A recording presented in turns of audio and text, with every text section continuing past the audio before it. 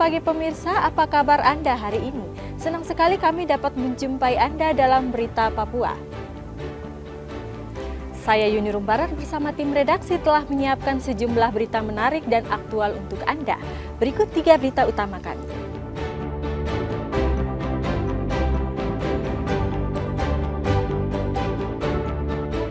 Tim DVI Polda Papua Barat berhasil identifikasi jenazah korban banjir dan longsor Pegunungan Arfak.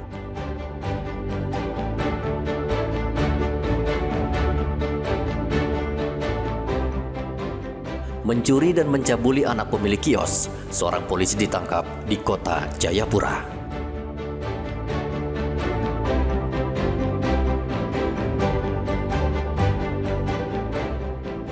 Puluhan pengendara terjaring razia pajak yang digelar polisi dan Samsat Manokwari.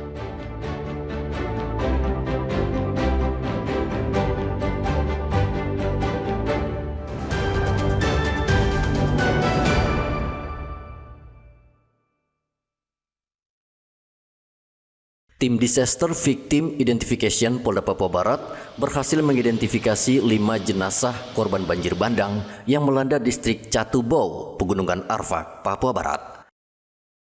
Kelima jenazah tersebut bernama Yosep Ermilianus Efrem, Porman Takaliumang, Okden Wote, Oce Takaliumang, dan Joni Rahawarin. Proses identifikasi dilakukan menyeluruh dengan menggunakan metode identifikasi primer dan sekunder, yakni mulai sidik jari, gigi, telinga, serta DNA. Sedangkan pemeriksaan sekunder meliputi KTP, foto, kartu keluarga, riwayat medis, serta aksesoris yang dikenakan korban. Data primer itu kami sangat terbantu dari rekan-rekan Inavis dengan mendapatkannya data dari sidik jari yang setelah 5 jenazah itu kami yakin bahwa itu sesuai dan match untuk jenazah yang didata oleh data antemortem. Demikian juga kami tambahkan data-data sekundernya baik dari antemortem, yaitu data yang didapatkan di riwayat hidup, kemudian data berupa kartu-kartu administratif, foto, dan juga data lainnya, termasuk data postmortemnya, keadaan tubuh yang ada saat itu, misalnya ada bekas luka, kemudian bekas operasi, bekas tato, kemudian juga ciri-ciri fisik yang lain. Dalam musibah ini tercatat 24 orang hanyut terseret banjir. Tim SAR berhasil menemukan 13 orang, namun hanya 4 orang yang selamat. Sementara 9 orang lainnya meninggal dunia. 1 orang jasadnya sudah diserahkan ke keluarganya, sedangkan 5 jenazah lainnya baru teridentifikasi dan saat ini masih berada di Rumah Sakit Bayangkara, Polda Papua Barat. Kemarin sudah berhasil diidentifikasi semuanya. 1 atas nama Yosep Ermilianus Efrem, tempat tanggal lahir Katagoleng 5 Mei 2004, agama Katolik, pekerjaan petani, alamat Sika NTT. Kedua, Porman Takaliumang, tempat tanggal lahir Darat 4 Februari 1972, agama Kristen, pekerjaan nelayan, alamat Kelurahan Sereh 1, Kecamatan Lurang, Kabupaten Kepulauan Talaut, Provinsi Sulawesi Utara. Yang ketiga, Okden Wote, tempat tanggal lahir Nunu 20 Oktober 1986, agama Kristen, pekerjaan tidak ada, alamat Kepulauan Talaut. Yang keempat, Joni Rahawari, tempat tanggal lahir Wortahait 17 Juni 1985, agama Kristen, pekerjaan tidak ada, alamat Maluku Tenggara. Dan yang terakhir, Oce Takaliumang, tempat tanggal lahir Darat 15 Oktober 1980, agama Kristen, pekerjaan petani, alamat Kepulauan Talaut. Banjir dan longsor terjadi Sabtu pekan lalu. Pendulang emas yang tidur dikagetkan dengan banjir dan longsor, sehingga tidak sempat menyelamatkan diri. Edi melaporkan dari Manokwari, Papua Barat.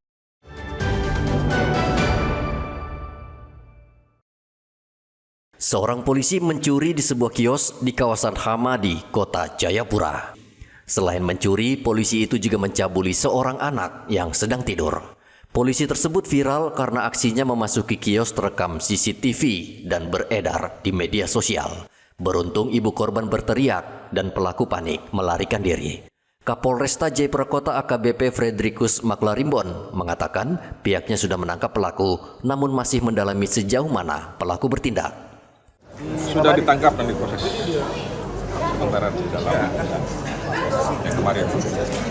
Jadi betul dia anggota polisi Pak ya? Dinas di teridentifikasi yang bersangkutan personil Polres Yalimo. Masih aktif, status masih aktif. Memang yang bersangkutan turut ke inisial AD. Ditangkap kapan? Ditangkap kemarin. Brigadir. Sementara itu Polres Merauke menanggapi viralnya media sosial yang menyebutkan pelaku adalah personel Polres Merauke. Kasih Propam Polres Merauke memastikan pelaku bukan berasal dari satuan Polres Merauke. Dengan saat ini ada oknum anggota Polri yang bermasalah, yaitu TKP-nya sebenarnya Jayapura, dan saat ini viral bahwa anggota tersebut anggota Merauke. Itu tidak benar karena anggota tersebut sudah pindah dari Polres Merauke itu kurang lebih pada tahun 2018, yaitu zamannya Pak Kapolres Bahara Matpau. Sehingga anggota tersebut saat ini yaitu anggota Polres Yalimo, pangkatnya Bribtu. Nah, yang beredar itu kasus apa yang dilakukan itu di sana, Jayapura itu? Kalau kasus yang kita lihat ya itu cabul ya. Jadi yang pasti bahwa beliau itu bukan anggota Polres Merauke ya? Bukan anggota Polres Merauke, dan pasti sudah jelas itu TKP-nya bukan di Merauke juga, di Jayapura itu. Saat ini pelaku masih berada di tahanan Mapolres Jayapura Kota. Pelaku masih diperiksa oleh penyidik. Kasus pencurian dan pencabulan terjadi pada Senin malam. Pelaku masuk ke salah satu kios di kawasan Hamadi dan mengancam pemilik kios menggunakan parang. Pelaku juga mencabuli anak pemilik kios yang sedang tidur. Rian Tonai dan Muhammad Ridwan melaporkan dari Kota Jayapura dan Merauke.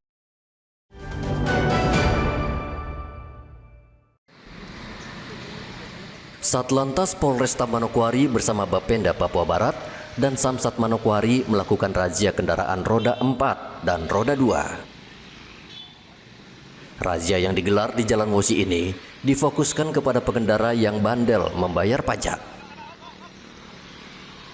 18 pengendara motor dan 21 pengendara mobil terjaring dalam razia ini.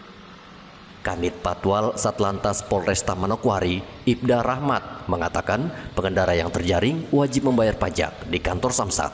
Roda 2 yang berhasil terjaring adalah 18 unit untuk kendaraan roda 2. Untuk roda 4 dia sampai 21 unit.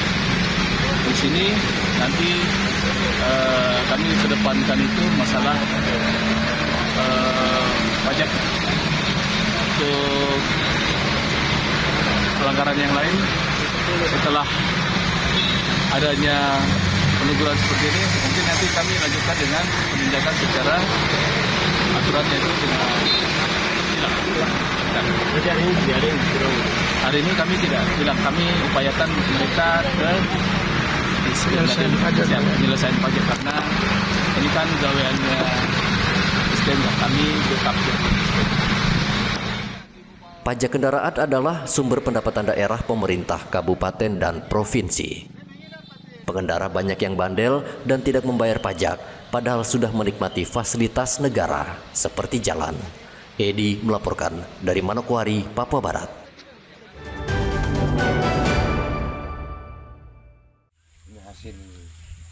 Kasus kematian akibat minuman keras di Merauke, Papua Selatan sangat tinggi. Tidak jarang pembunuhan terjadi karena pelaku sebelumnya menegak minuman keras lokal bernama Sopi. Polres Merauke kerap melakukan razia, namun peredaran miras lokal ini tidak pernah hilang. Sehingga upaya polisi ibarat menggarami air laut alias pekerjaan sia-sia. Karena banyak produsen minuman keras jenis Shopee diproduksi di permukiman padat dan sebagian diselundupkan dari luar Merauke.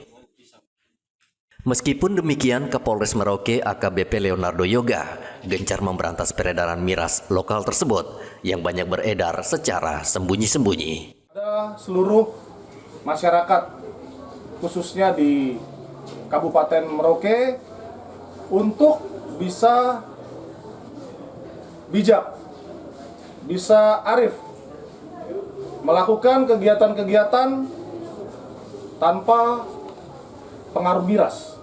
Apalagi ini miras jenis Shopee, yang selama ini kita seringkali lakukan penindakan. Sudah banyak yang telah kita amankan, sudah kita tindak, dan ini salah satu contoh dampak buruk dari minuman keras, terutama jenis Shopee. Menurut catatan Polres Merauke, bisa dikatakan hampir 100% tindak kriminal di Merauke mulai dari perampokan hingga pembunuhan dipicu karena pelaku mabuk minuman keras. Terakhir, kasus pengeroyokan hingga tewas terhadap seorang pemuda berusia 19 tahun bernama Segundus di Jalan Gemaripah, Distrik Merauke pada pekan lalu. Baik korban dan kedua pelaku sebelumnya sama-sama mabuk minuman keras. Muhammad Ridwan melaporkan dari Merauke, Papua Selatan.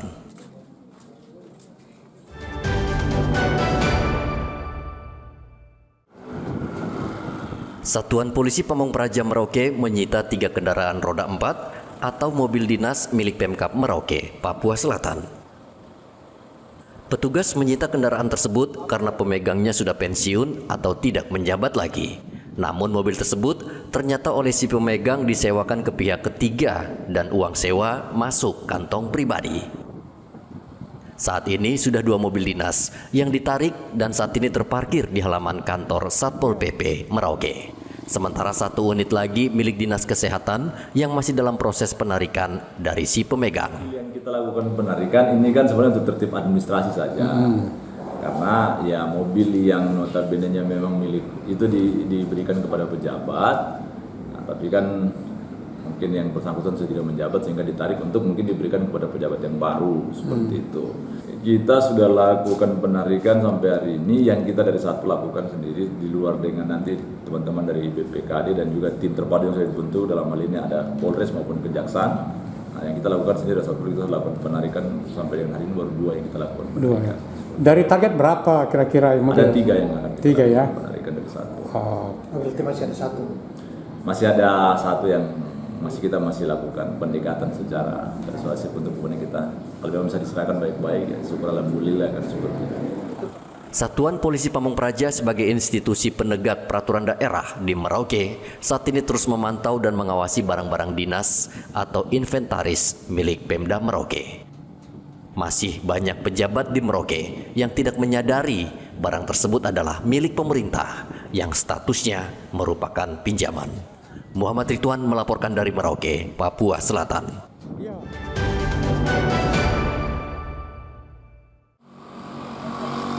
Menjelang pelaksanaan pemungutan suara ulang di Kabupaten Bovendigul, Bawaslu Papua Selatan belum apa-apa sudah menerima 2 laporan dugaan pelanggaran dari 4 calon bupati dan wakil bupati yang akan berkontestasi. Ketua Bawaslu Papua Marman mengaku sudah menerima 2 laporan tersebut. Pertama terkait pelantikan kepala kampung Bovendigul dan yang kedua pengangkatan dan penunjukan pejabat di pemerintah daerah Bovendigul. Namun menurut Marman, Bawaslu tidak memproses laporan tersebut karena tidak memenuhi unsur serta tidak ada barang bukti. Tetapi dari kedua laporan tersebut tidak ditindaklanjuti karena tidak memenuhi unsur. Unsur yang pertama adalah terkait dengan pelantikan kepala kampung, bahwa kepala kampung itu dipilih oleh rakyat dan sudah pada waktunya untuk dilantik. Ketika memang tidak dilantik akan terjadi pejabat kosong. Terkait dengan hal itu artinya dikaitkan dengan pasal 71 bahwa di situ gubernur, bupati, wali kota dilarang melantik itu mengangkat atau melantik itu adalah dititikberatkan kepada ASN dan P3K.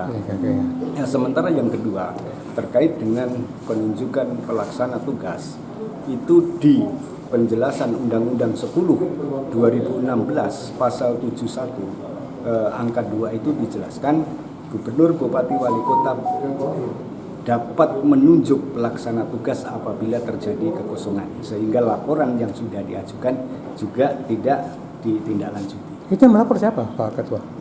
Dari salah satu pasangan. Pemungutan suara ulang pemilihan bupati dan wakil bupati Bovendigul akan berlangsung pada tanggal 6 Agustus mendatang. Pemilihan akan diikuti 4 pasangan calon bupati dan calon wakil bupati. Sesuai keputusan Mahkamah Konstitusi, calon bupati nomor urut 3, Riko Lombus Omba, digantikan Roni Omba yang akan berpasangan dengan calon wakil bupati Marlinus. Seperti diketahui, Riko Lombus Omba didiskualifikasi karena pernah terlibat kasus pidana. Muhammad Ridwan melaporkan dari Merauke, Papua Selatan.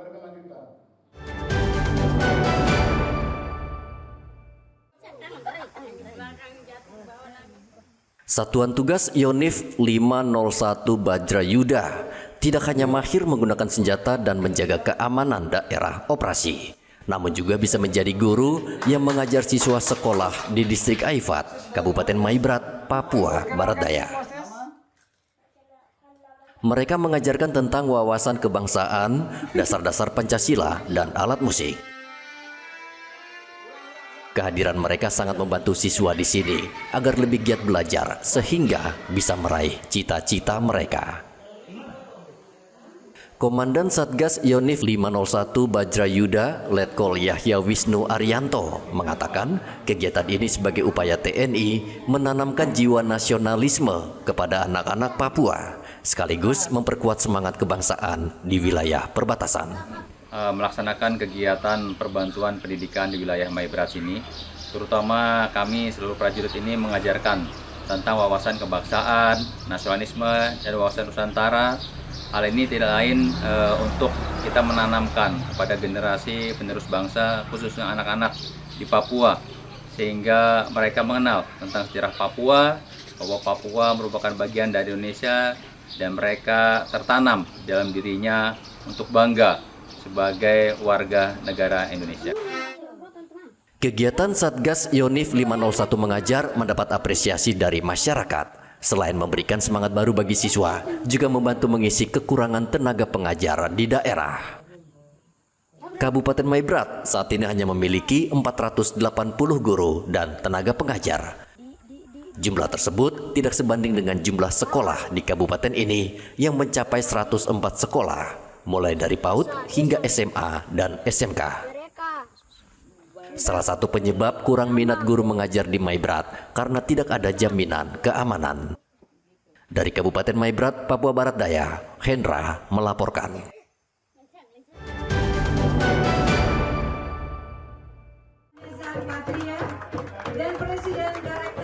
Pusat Teknologi Kecerdasan Buatan Papua diresmikan di Kota Jayapura oleh Wakil Menteri Komunikasi, Informasi, dan Digital Rabu kemarin. Pusat Teknologi Kecerdasan Buatan Papua menandai langkah strategis dalam memanfaatkan teknologi untuk mendukung pembangunan nasional. Komdigi menargetkan 100.000 lebih pemuda yang mampu memanfaatkan teknologi kecerdasan buatan. Yang pertama buat generasi muda Papua ya, manfaatkan sebaik-baiknya AI Experience Center ini untuk memperkaya pengetahuan dan kecakapan digital kalian semua ya, sesuai dengan semboyan kita orang bisa AI. Karena penguasaan teknologi ini sangat penting, semua kita sudah sangat bersahabat ya dengan artificial intelligence. Begitu kita masuk ke dunia internet, hampir tidak ada satu fitur pun yang tidak memanfaatkan AI saat ini. Jadi dengan demikian memperkaya pengetahuan kita dengan AI, tapi jangan berhenti sebagai user ya, tapi tingkatkan pengetahuan kita bisa jadi deployer dan juga developer AI. Mahasiswa Universitas Madinah Jayapura, Yoel, berharap dengan adanya teknologi kecerdasan buatan ini mampu melahirkan ide kreatif bagi anak muda di seluruh wilayah Papua. Memang luar biasa karena di sini jaringannya agak kurang bagus, dan bisa lancarkan di tempat yang tidak ada jaringan. Itu macam di pedalaman, macam kampung, jaringan yang belum dipasang bisa dilancar. Selain anak muda, fasilitas AI Center ini bisa segera dimanfaatkan oleh petani dan peternak di berbagai daerah di Indonesia. Komitmen Kementerian Komunikasi dan Digital dalam mendukung perguruan tinggi yang aktif menghadapi tantangan era AI. AI Center dilengkapi dengan fasilitas teknologi terkini yang memungkinkan penelitian dan pengembangan aplikasi AI di berbagai sektor, termasuk pertanian, peternakan, dan kesehatan. Inisiatif ini sejalan dengan agenda nasional dalam memperkuat ketahanan digital dan meningkatkan daya saing Indonesia di era global. Arthur melaporkan dari Kota Jayapura, Papua.